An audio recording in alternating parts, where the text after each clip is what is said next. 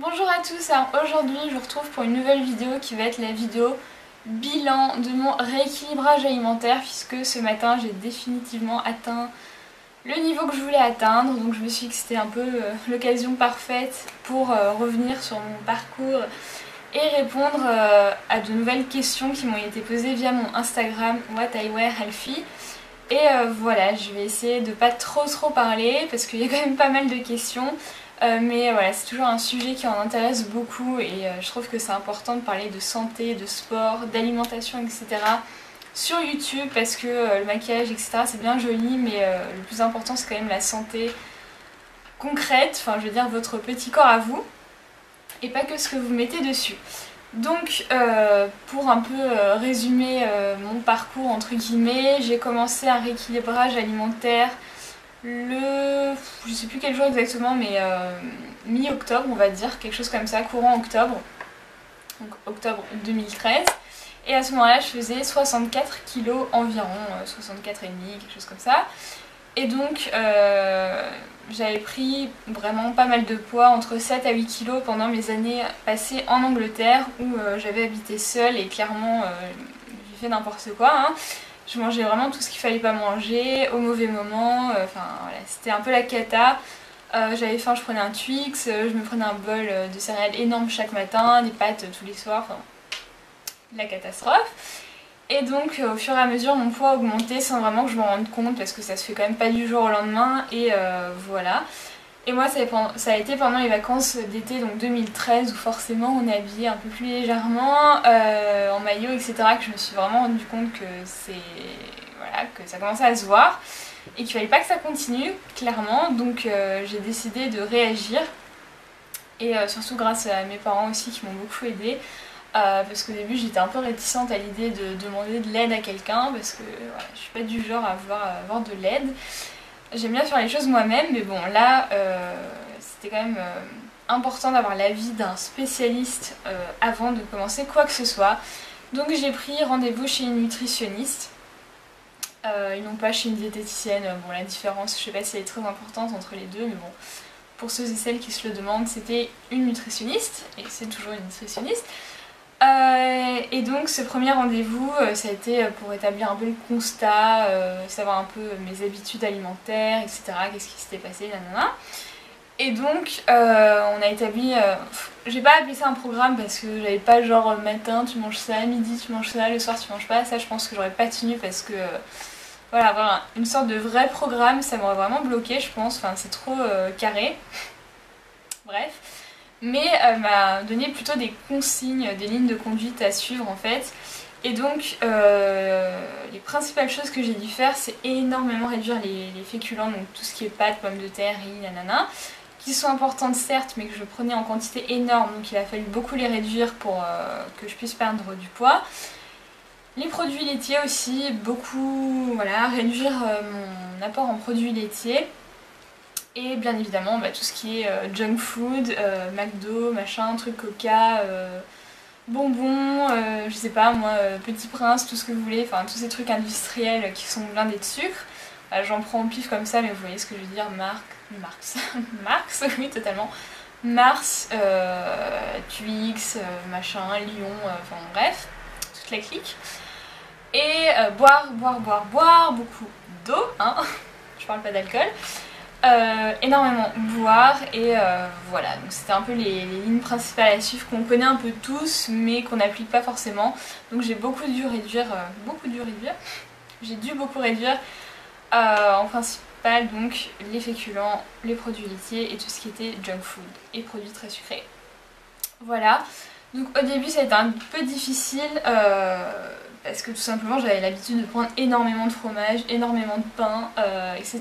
Donc au début c'est comme un sevrage en fait, c'est comme une sorte de détox de la bouffe. Voilà, c'est comme si vous faisiez une détox, je sais pas, d'alcool ou de drogue.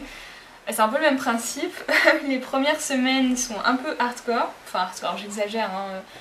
Franchement j'ai pas eu autant de frustration que je pensais que j'allais avoir, mais forcément vous êtes un peu énervé, assez irritable déjà qu'en règle générale je suis un peu irritable au naturel, mais là voilà, c'était pas le moment de me chercher, clairement. Mais au fur et à mesure, en fait, voilà, ça devient une habitude de plus forcément prendre de pommes de terre le midi, de plus forcément rajouter des pâtes à chaque repas, etc.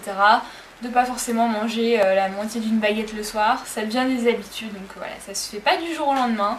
Clairement, c'est difficile au début, mais c'est vraiment, moi je dirais, c'est un passage qui a été hyper bénéfique pour moi, qui m'a vraiment, je sais pas, détoxé, je sais pas, de ces aliments-là, qui m'a aidé à vraiment manger en moins grande quantité, en me faisant plaisir, mais voilà, ça m'a vraiment aidé. Voilà, donc ça s'est fait comme ça jusqu'au mois de janvier à peu près. Et donc jusqu'au mois de janvier, février, j'ai perdu 8 kilos, 8-7 kilos, quelque chose comme ça. Donc je suis partie de 64 kilos et aujourd'hui j'en fais 57. Donc voilà, je suis plutôt ravie du parcours voilà, que j'ai effectué. Je pensais honnêtement ne pas en être capable parce que voilà, je me suis dit je vais jamais pouvoir manger sainement, je sais pas, je me suis dit c'est quelque chose qui est hors de ma portée, mais en fait voilà, à force ça devient comme une habitude et même une envie, on n'a plus envie de mettre des choses dégueu à l'intérieur de soi-même. Bon, bien évidemment j'aime toujours, j'étais en train de regarder par la fenêtre parce qu'il y a une moto qui a failli se faire écraser par une voiture, tout va bien. Qu'est-ce que je disais, je ne sais plus. Oui, j'ai toujours forcément envie d'un McDo de temps en temps, d'un cookie, d'un Mars, d'un que sais-je, mais j'ai vraiment pris l'habitude d'en manger moins et de pas utiliser mon corps comme d'une poubelle où je mettrais tout et n'importe quoi. Et ça c'est vraiment une bonne chose, donc voilà, ça m'a vraiment réappris à manger, à savoir quand je devais manger tel aliment, quand je devais manger des choses plus sucrées, comment compenser, donc si un jour je m'éclate niveau bouffe, voilà, le jour d'après comment compenser, etc. Voilà, et pendant ce temps-là, donc si l'alimentation ça a été vraiment une partie vraiment primordiale de ma perte de poids, le sport aussi a beaucoup aidé. Donc je vous l'ai dit déjà dans mes vidéos précédentes où je parlais de ça, moi le sport au début c'était vraiment zéro, hein. Là c'est un zéro que je fais, c'est pas un cœur, c'est un zéro. Voilà, j'avais horreur de ça, au collège, au lycée j'avais horreur du sport. Le seul sport que je faisais c'était du tennis, donc bien évidemment c'était pas ce qu'on faisait au collège ni au lycée. Voilà, j'ai horreur de ça, mais là je m'y suis remise et depuis donc 4 mois environ, enfin depuis novembre, et ça me fait vraiment un bien fou. Voilà, bon là ça se voit pas forcément, mais je me suis quand même relativement musclée, enfin voilà, moi je dis musclée, c'est pas non plus ouh madame muscle, hein, mais par rapport à comment j'étais avant, je me suis musclée et ça fait du bien, enfin je sais pas, on se sent tellement mieux quand on n'a pas la cuisse qui fait ça dès qu'on avance, qu'on sent que son ventre est plus maintenu, qu'on se tient mieux, je sais pas, enfin c'est vraiment un tout qui fait qu'on se sent mais tellement mieux. Et voilà, je sais que ça peut paraître très difficile, mais je vous assure que c'est à la portée de tous. Quand on me dit c'est quoi ton secret, c'est quoi ton machin, il n'y a pas de secret, ça prend du temps, voilà, moi ça m'a pris jusqu'à maintenant. Mais tout le monde en est capable, à moins que vous ayez vraiment un problème de santé, etc. C'est faisable. Voilà. Et donc là, maintenant que j'ai atteint mon objectif de 57, d'ailleurs ce matin j'étais à 56,9, je n'ai pas compris. D'ailleurs j'ai vraiment, mais je vous jure, j'ai bugué devant la balance, j'ai dit comment ça 56,9, c'est pas normal. Voilà, je sais pas, j'espère quand même que je vais pas continuer à perdre parce qu'en ce moment je fais vraiment plus rien pour perdre et voilà. Mais bon, j'ai peut-être pas atteint en fait mon poids stable, je sais pas quoi là, d'équilibre. Bref, et donc maintenant je réinclus de plus en plus tout ce qui est féculent et produits laitiers. Donc en fait au début je les ai vraiment bien diminués le temps de perdre ce que j'avais à perdre en fait. Et donc maintenant je les réintègre parce que voilà, j'ai pas passé ma vie à dire non aux pâtes, hein, clairement c'est pas possible. Hein. J'aime toujours bien une petite carbonara de temps en temps. Donc voilà, je commence à réinclure ça dans mon alimentation et pour le moment ça se passe super bien. Donc là j'en réinclus un repas tous les 2 jours, quelque chose comme ça. Genre une quantité normale, je sais pas si c'est très clair ce que je viens de dire. Et ça se passe très bien, j'ai pas repris, je vous dis au contraire j'ai perdu encore quelques grammes, je sais pas comment ça se fait. Et voilà, les produits laitiers aussi j'en reprends mais moins parce qu'au final je me rends compte que je les digère pas si bien, enfin le fait de plus quasiment en avoir pris pendant 4 mois, quand je reprends je me sens toujours un peu blup, vous voyez. Donc au final je m'en passe très bien, pour tous ceux qui vont me dire ah là là t'as pas pris de produits laitiers pendant 4 mois, ouh tu vas faire des carences etc. J'ai fait des prises de sang au début, j'en ai fait quand j'ai atteint mon objectif, je n'ai absolument aucune carence, donc voilà. Je sais quand même dire ah mais maintenant ça se voit pas, mais plus tard ça se verra, tout ça je n'y crois pas, je suis désolée. Voilà. J'ai aussi appris à ouvrir mon esprit, à ne pas écouter que ce qu'on dit à la télé, les produits laitiers sont vos amis pour la vie, etc. Je pense que c'est beaucoup de marketing voilà, qui va en faveur de toutes ces entreprises de produits laitiers, de l'État, etc. Donc ouais. Essayez aussi de faire vos recherches par vous-même. Voilà, juste petit conseil comme ça. Hein. Et voilà, je pense que j'ai tout dit pour vous résumer la chose, pour faire un peu le bilan. Et je vais m'attaquer aux questions parce que j'en ai vraiment reçu un petit paquet, donc j'ai pas envie de ne pas y répondre. Donc je vais faire ça tout de suite. Donc je vous ai demandé sur Instagram, sur... qu'est-ce que j'ai fait ? Sur Instagram, sur Twitter et sur Facebook, mais je pense que tout le monde m'a ignoré sur Facebook, merci. Je n'ai eu aucune question via Facebook, j'ai eu que des likes, ça me fait toujours rire les gens qui like mais qui ne demandent rien. Bref, c'est pas grave. Et voilà, mais par contre j'en ai eu un petit paquet au secours via Instagram. Donc je vais m'y mettre tout de suite. Première question qui me vient de Your Little Feather. Donc à qui je fais un coucou, parce que je sais qu'elle commande souvent mes photos. Voilà. Alors, nanana, coucou, alors moi j'aimerais savoir s'il t'arrive d'être tenté par des trucs non sains ou bien si avec le temps les McDo etc ne te tentent plus du tout. Aussi si tu fais des dérapages, est-ce que le lendemain ou au repas suivant tu fais quelque chose, plus de sport etc. Merci. Alors je vais te répondre tout de suite. Donc, est-ce qu'il m'arrive d'être tentée par des trucs non sains? Oui, comme je l'ai dit, j'ai régulièrement envie d'avoir une madeleine, de manger une madeleine, de manger un cookie, de me prendre une part de moelleux chez Multari, enfin bon bref, oui, j'ai des envies de sucre comme tout le monde, voilà, je suis très sucrée, salée moins mais sucrée, voilà, hein, je suis là. Donc oui, bien évidemment, et je ne me prive pas, si j'ai envie d'un truc sucré, je vais le prendre, bien évidemment. Je vais pas en prendre toutes les heures, hein, mais je m'autorise bien 2 fois dans la semaine un truc bien bombasse, vous voyez les trucs bien hardcore niveau calories, niveau sucre. Par contre, ce qui est McDo, j'ai jamais vraiment été tentée par la junk food parce que quand j'étais petite, enfin depuis que je suis petite, mes parents ne m'ont jamais vraiment amenée avec ma soeur au McDo et tous ces trucs là, cuic, machin. Donc par habitude je vais pas souvent dans les McDo etc. Mais tout à l'heure en tram je suis passée devant le McDo, j'ai envoyé un SMS à Vie que oh, j'ai une envie de McDo etc. Donc ça m'arrive mais je suis pas non plus attirée à fond vers tout ça. Donc bon pour ça j'ai plutôt de la chance parce que j'ai pas l'habitude tout simplement d'y manger. Et donc quand je prends un truc bien bon calorique, alors si je sais que je vais avoir un repas le matin je fais léger, je prends pas de goûter par la suite. Ou alors le soir c'est très léger, c'est soupe, légumes, salade, quoi, voilà, j'en sais rien. Et le jour d'après, bah pareil, essayer de prendre des plats un peu plus légers, etc. Je pense que la compensation se fait plus dans l'alimentation que dans le sport, parce que le sport ça vous fait pas perdre de poids, donc je veux dire ça va rien changer. Mais ouais, dans l'alimentation, essayez d'y aller mollo, les repas qui suivent the big repas quoi. J'ai Mrs Charlane, donc je sais pas si je prononce très bien ton pseudo, mais j'espère que tu te reconnaîtras, qui me dit j'aimerais avoir son secret pour un ventre plat, mis à part les abdos, est-ce qu'il y a des aliments à éviter?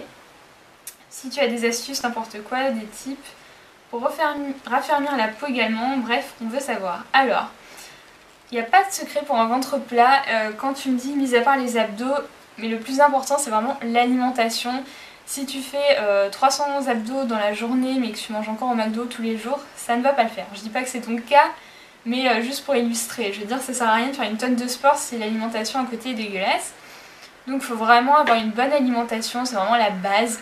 Éviter toute boisson type soda, coca, Schweppes, que sais-je. Parce que ça fait vraiment gonfler, ça vous fait pas forcément grossir, mais ça vous laisse hyper gonfler, ballonné. Enfin moi en tout cas, je pense que la plupart des gens... donc voilà, à éviter. Et sinon une bonne alimentation c'est tout ce que je peux te recommander, le plus de fruits et légumes, voilà, boire beaucoup d'eau, ça fait vraiment digérer, ça élimine les toxines. Et après voilà, faire de l'exercice, des abdos, etc. Mais si tu combines tout ça, normalement ça devrait le faire. Et pour raffermir la peau, pareil, c'est plutôt le sport et aussi la bonne alimentation. Parce qu'en fait, si j'ai bien compris, la cellulite, c'est la peau qui repose sur le gras et ça fait des trucs dégueulasses, en gros. Et donc plus le gras va partir, plus ça va être lissé et moins tu auras de cellulite. Donc voilà, c'est QFD. J'ai Pretty Body, wouhou, qui me demande une journée type. Alors ça, j'en ai posté sur mon blog, donc je te mettrai l'article sur mon blog en barre d'infos pour que tu ailles voir.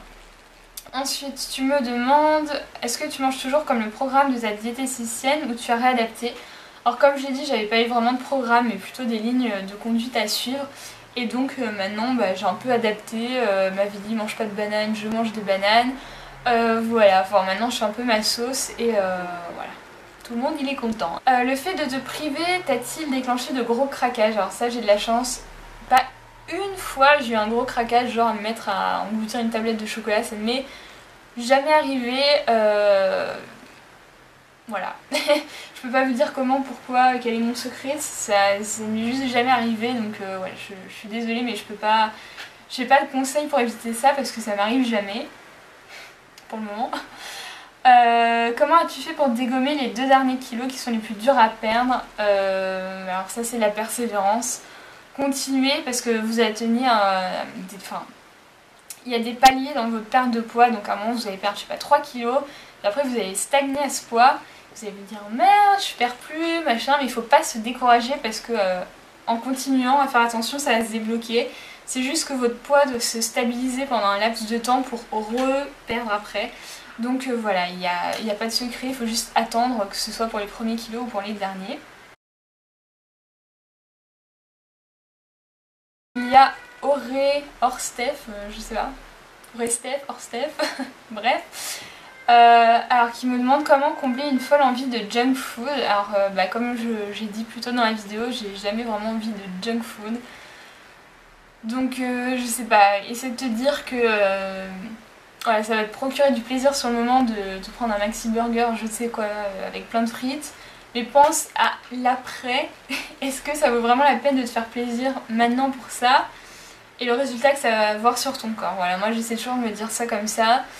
Et que tout ce que tu manges en privé se verra en public. Et oui. Question de Anna Pixel. Comment tu fais quand tu as super faim pour ne pas manger n'importe quoi? Alors je suis le genre de personne qui avait vraiment la dalle à partir de 10h, 11h déjà le matin. Je dirais pour ça de toujours avoir un fruit sur soi, une pomme parce que ça cale beaucoup. Avoir aussi une bouteille d'eau, moi en général je bois de l'eau quand je commence à avoir faim parce que ça cale aussi.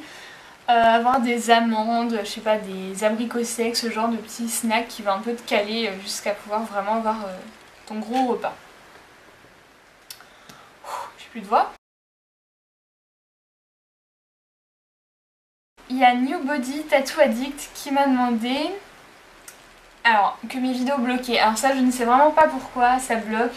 Il y en a, je pense que c'est à cause de la musique que je mettais dedans qui était, je sais pas, les lois doivent être différentes entre les différents pays et que ça passait pas en Belgique, je sais pas, je suis vraiment désolée.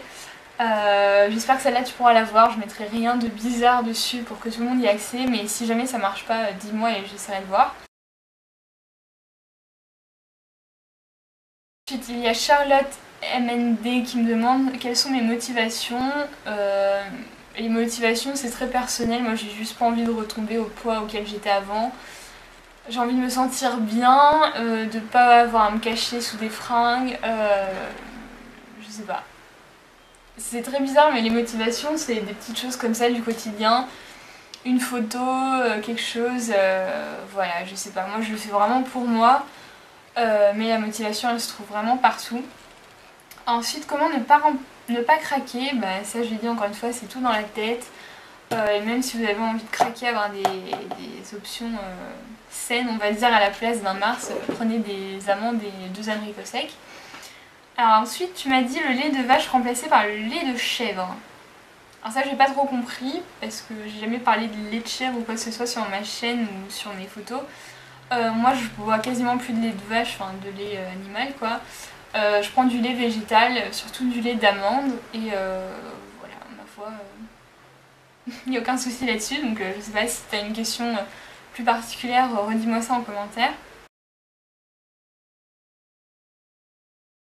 Ensuite il y a Chat on Diet qui me demande: j'aimerais savoir comment tu gères quand tu as une grosse soirée avec des amis de prévu, alcool, pizza, nanana. Bah pareil, c'est comme quand vous savez que vous allez avoir un gros craquage dans la journée, un gros repas, etc. Que ce soit avec vos amis ou de famille, que sais-je. Il faut compenser les repas d'avant et les repas d'après. Donc essayez de faire très léger le soir, de pas trop manger le matin. Voilà, de pas grignoter le reste de la journée, de faire un peu de sport entre les deux, etc. Enfin voilà, il n'y a que la compensation qui marche. Ensuite, il y a Some Lovely Moments of My Life, j'y arrivé, qui me demande les aliments que tu as bannis. Donc moi j'ai banni... Mais je peux pas dire que j'ai banni parce qu'il n'y a aucun aliment que je ne mangerai plus jamais de ma vie, mais que j'ai vraiment réduit. Donc il y a eu les produits laitiers, tout ce qui est junk food et les boissons gazeuses, je dirais.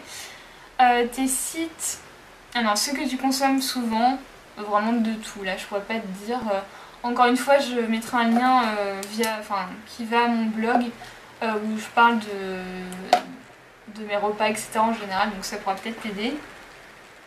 Tes sites préférés pour une bonne alimentation, j'en ai pas. Franchement, moi, mon site préféré, c'est Instagram. Voilà, je veux dire, c'est pas un site, mais il y a vraiment que là-dessus que je vais pour une bonne alimentation. Il y a Eugénie CDR qui me demande: est-ce que tu arrives toujours à tenir ou est-ce qu'il t'arrive de craquer? Dans ces moments-là, comment tu réagis?